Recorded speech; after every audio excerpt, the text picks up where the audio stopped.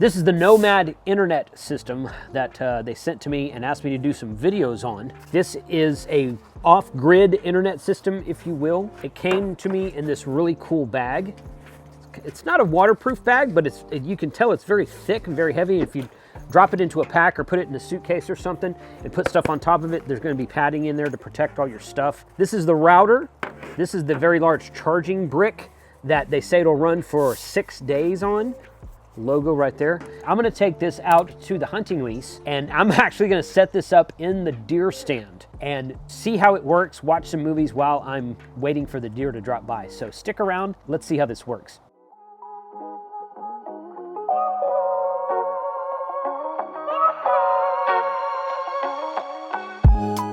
We're in the field today, and I'm actually sitting in the deer blind at the hunting lease. And generally speaking, when I'm sitting here and I'm watching the area view that I tend to watch, a lot of the times I'm looking at my phone, or maybe I'm reading a book. I might even be watching TikTok or Instagram Reels.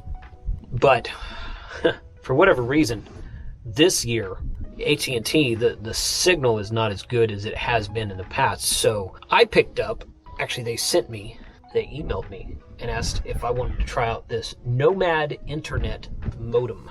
This is the perfect spot for something like this because it's definitely off the grid. So here's the modem right here.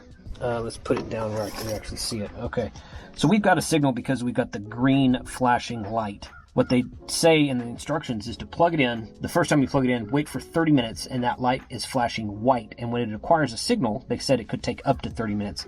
I think it took like 15 or 20 minutes on mine. It'll start flashing either green or blue. Mine flashes green. I assume that there's probably another version out there that flashes blue. But this is all the stuff in the back of the modem. It's got its own SIM card. They say not to take the SIM card out unless told to by technical support. I'm not sure what those ports on the left are for. There's a reset button there, the USB-C button there, and it has a LAN port for Ethernet. So you could plug like a repeater into it or something like that if you wanted to. Ham radio repeater, something like that if you wanted to. It comes with this funkified cable that works pretty well. USB has a modular connection on the back for power, and it goes through all this mess right here.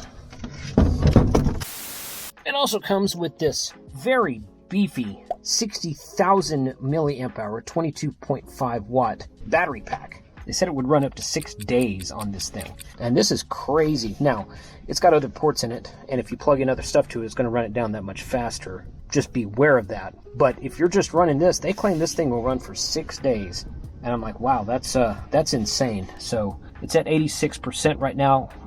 I just sat down with it. It's been at 86% since I sat down. It was not at 100% when I got it. I've set this thing up there. It's fell once or twice, but I'm trying to set it up there where it will get a better signal. It'd be nice if it had like a loop or a hook or something on it where you could hang it from the top of a tent or your vehicle or something like that.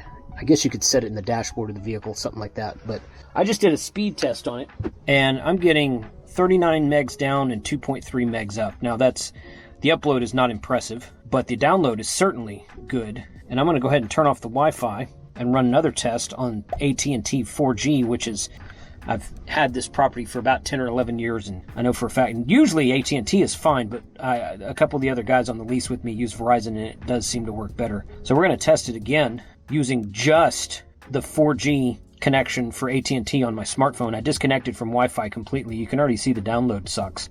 Not even getting a meg on the upload. See my face in the reflection, of course. Your internet speed is fine. This is just Google's speed test. I used speedtest.net, and for some reason it wanted me to download their app, and it would only test the download from their website, so I am using this one instead. Now let's go ahead and connect back to the Wi-Fi. There we go.